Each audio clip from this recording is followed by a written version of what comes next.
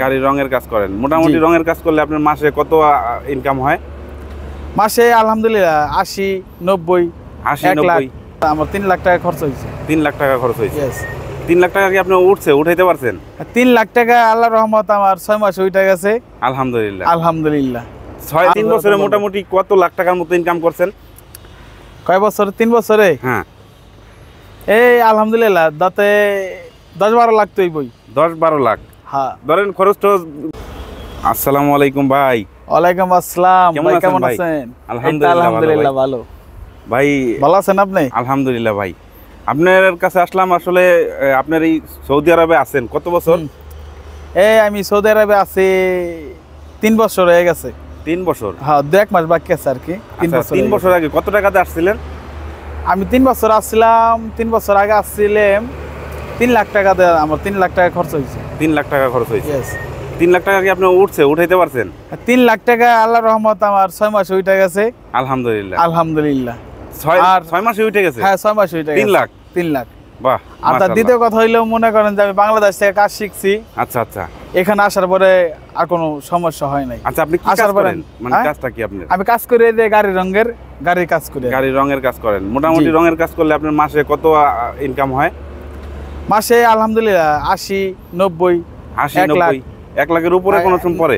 না, 1 লাখ হয়। 1 লাখের উপরে যায় না, যায় আর কি কাজ কাম বেশি থাকলে। আচ্ছা, গাড়ির কি কাজ? গাড়ির তো অনেক ধরনের কাজ থাকে, ডেন্টিং, পেইন্টিং, ইঞ্জিন, ইলেকট্রিক্যাল। কোন কাজটা করেন আপনি? আমি কাজ করিলে পেইন্টিং এর। পেইন্টিং এর গাড়ির যে রঙের কাজ আর কি ওইটা গাড়ির করেন। রং করে। মোটামুটি আপনার 1 লাখ টাকার উপরে পড়ে, আবার নিচেও পড়ে। হ্যাঁ, মোটামুটি। আপনার এখানে রুম ভাড়া কেমন আছে? রুম ভাড়া দিলে 220 টাকা, 200, মানে এরকমই হয়। আচ্ছা, 220, 200 এরকমের ভিত্তি থাকে। তারপরে 1 বছর পর পর আকামা করতে হয় আর কি না? হ্যাঁ, 1 বছর পর পর আকামা। আচ্ছা, যাই হোক। তো আপনি সৌদি আরব আইসে আপনি কিরকম, মানে আপনি হ্যাপি? আলহামদুলিল্লাহ সৌদি আরবে আছি। হ্যাঁ, হ্যাপি, খুব ভালো লাগে। আর এটা নবীজির জন্মগ্রহণ করছে দেশে এবং একটা ইসলামিক কান্ট্রি। একটা ইসলামিক কান্ট্রি। তাছাড়া হচ্ছে আপনার ওইসব করে মনে করেন যে আলহামদুলিল্লাহ। আমি শুনছি সৌদি আরব প্রবাসী নাকি শ্রেষ্ঠ প্রবাসী? হ্যাঁ, শ্রেষ্ঠ প্রবাসী। একটা ভাগ্যবান ভাই। হাজার হাজার লাখ লাখ টাকা আছে কিন্তু সৌদি আরবে আসতে পারবো না। আচ্ছা আচ্ছা। আবার দেখবেন কিছু মানুষের টাকা নাই অথচ আয়া পরে। আচ্ছা আচ্ছা, আইতে পারে সৌদি আরবে। তো দেখা গেছে আপনার মাসে এরকম পরে যদি গাড়ির অটোমোবাইলস লাইনে এই যারা আছে, যদি ডেন্ট পেন্টের কাজ জানা আছে, অনেকেই আমাদের বাঙালিরা আসতে চায়, তো আপনি কি বলেন এদের ব্যাপারে, যে আসলে কেমন হবে? আমি বলতে চাই যারা আসবো, যারা ভাষা না জানে, যারা কাজ শিখা আসে। আচ্ছা। আর ভাষা না জানলেও অসুবিধা নাই, এ জায়গায় আসার পরে শিখতে পারবো। আচ্ছা আচ্ছা। কিন্তু যদি কাজ না জানে তাহলে কোনো মূল্য নাই সৌদি আরবে। আচ্ছা, সৌদি আরবে বলতে কি সব যে কোনো দেশেই যাইবো। তো আপনি বলতে চাচ্ছেন যে মোটামুটি যারা ভাষা জানা আছে তাদের জন্য সমস্যা নাই, যারা ভাষা না জানে নতুন আসবে তাদের কি অবস্থা, কেমন বেতন পাইতে পারে নতুন অবস্থায় যদি বলতেন? অনেকেই জানতে চায় নতুন অবস্থা। হ্যাঁ, নতুন অবস্থায় যদি কাজ কাম ভালো জানে তাহলে 1500-1600 রিয়াল বেতন পাইবো। 1500-1600 রিয়ালে বাংলার কত আসে? মোটামুটি 50 থেকে 60,000 টাকা, মানে ভাষা না জানা অবস্থায়। ভাষা না জানা অবস্থায় আচ্ছা, 50,000 টাকার মতো আসে। এরকম আসবে 50,000। আবার যখন একটু পুরান হবে, ভাষা জানবে, তখন দেখা যাচ্ছে আস্তে আস্তে বেতন বাড়বে। আপনার মতো এমন করবে। তো আপনি 3 বছরে মোটামুটি কত লাখ টাকার মতো ইনকাম করছেন? কয় বছরে? 3 বছরে? হ্যাঁ। এই আলহামদুলিল্লাহ দাতে 10-12 লাখ তুই বই। 10-12 লাখ? হ্যাঁ। ধরেন খরচ তো বাদ দিয়ে 10-12 লাখ টাকা আপনার বাড়িতে পাঠাইতে পারছেন। যাক, মাশাআল্লাহ। আপনার মোটামুটি আপনি মনে করতেছেন যে গাড়ির কাজে এই কাজের মোটামুটি কষ্ট কম, এবং আপনি কি সাজেস্ট করেন যে সবাই মোটামুটি যারা নতুন আসতেছে কোন ধরনের কাজ শিখে আসলে এই সৌদি আরবে বেশি টাকা ইনকাম করতে পারবে?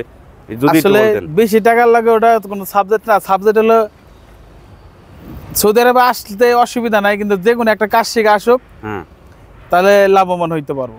কাজ না শিখলে কোনো লাভ নাই। তো দেখতে পাচ্ছি ভাই যে আপনার যে ড্রেস আপ, আপনি সবসময় এইভাবেই থাকেন, কাজ করেন না? এইভাবে করি, ড্রেসের অভাব আসেনি। আচ্ছা, যাই হোক। আপনি এইভাবেই সাজেস্ট করতেছেন সবারে যে কাজ যাই না অবশ্যই কাজ শিখা। দেখা গেছে কনস্ট্রাকশনের, বিল্ডিং এর কাজ জানে, এদের জন্য কি হইতে পারে? না, এই কাজও আছে। এরা কেমন ইনকাম করতে পারবেন ভাষা না জানলে? এটা ভাষা না জানলে সমস্যা নাই, সব জায়গায় বাঙালি আছে। আচ্ছা, যারা অনেক বাইরে আছে, ড্রাইভিং শিখে আসতে চাইতেছে, গাড়ি চালাবে, এদের জন্য আপনি কি বলেন? হ্যাঁ, ড্রাইভিং শিখা যদি আসে তাহলে তাও আসতে পারবো, গাড়ি চালাইতে পারবো। এই দেশে যদি ড্রাইভিং শিখে কিন্তু আসে, বাংলাদেশের যদি কোনো লাইসেন্স থাকে সৌদি আরবে তাহলে আচ্ছা। একটু সুবিধা হয়। সুবিধা হয়। বাংলাদেশে যদি লাইসেন্স থাকে দেশে আসার পরে, তো না, আমি লাইসেন্সটা যতটুকু থাকলে একটু জানি উপকার হয়। ড্রাইভিং লাইসেন্স বাংলাদেশে কোনো এলাও নাই এই দেশে। এলাও নাই, কিন্তু থাকলে একটু উপকার হয়, মানে একটু কাগজপত্র বানাতে একটু সহজ। আচ্ছা, এই অবস্থা। হ্যাঁ, তো আপনার নিজের উদ্দেশ্যে যে আমাদের বাংলাদেশের যারা আবার সৌদি আরবের লাইসেন্স যদি থাকে হুম। তারপরে বাংলাদেশে গেলেও একটু উপকার আছে, বুঝছেন? আচ্ছা, তো আপনার সাথে কথা বলে খুবই ভালো লাগলো। তো আপনি সৌদি আরবে এটা দাম্মামে আছেন না? এটা কোন হ্যাঁ, জায়গা? দাম্মাম আল হাসান। দাম্মাম আল হাসার এদিকে আছেন, খুব ভালো আছেন আলহামদুলিল্লাহ। হ্যাঁ, আলহামদুলিল্লাহ। তো আপনি বিয়ে শাদী করছেন? না, বিয়ে শাদী করি নাই, তো দেশে যা করবো ইনশাআল্লাহ, দোয়া রইল আপনার জন্য। তো ভালো থাকবেন ভাই। আপনার নামটা তো শেষ পর্যন্ত প্রথমে জানলাম না, শেষে জানি। আমার নাম হলো সানোয়ার। আচ্ছা, নাম কি? আমার নাম হলো সানোয়ার। সানোয়ার ভাই, সানোয়ার ভাই ভালো থাকবেন। ওকে, আল্লাহ হাফেজ। আল্লাহ হাফেজ। ওকে।